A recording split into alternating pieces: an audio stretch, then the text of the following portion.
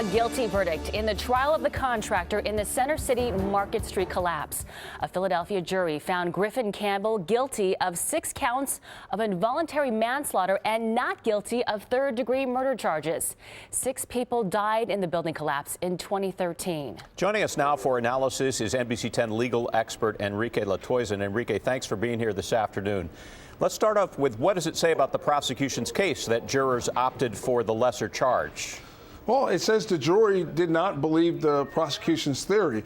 He was charged with third-degree murder. That was the original lead charge in this case. And now at this point, after being acquitted of third-degree murder and only being found guilty of the misdemeanor involuntary manslaughter, the actual lead charge at this point is the aggravated assault. In order for the prosecution to have proven their case, the charge of third-degree murder required some sort of malice. To give you an example, it means that the defendant in this case, according to the prosecution, was aware and knew that this could cause death and didn't care because he wanted to cut corners. The involuntary manslaughter, on the other hand, says that he didn't know. He was an idiot.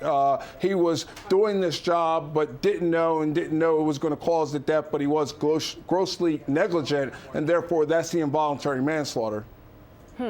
Well, Griffin Campbell had the chance, Enrique, to plea out before the trial ever started, but he turned that down. Tell us about that.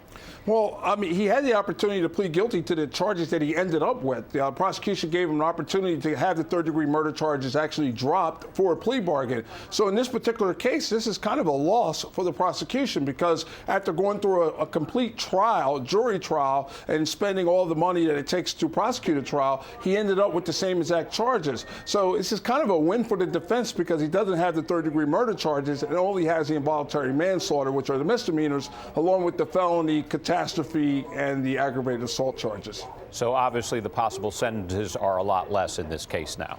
Yes, I mean, he's definitely looking at a significant decrease in time, and this is also being able for him, when he goes to sentencing, to be able to tell a judge, the jury did not believe that I murdered anyone. This is involuntary. There's no intent here. It only says I was negligent. My behavior was negligent. It wasn't that I intended to cause the deaths of these people, and therefore I should receive a more lenient sentence.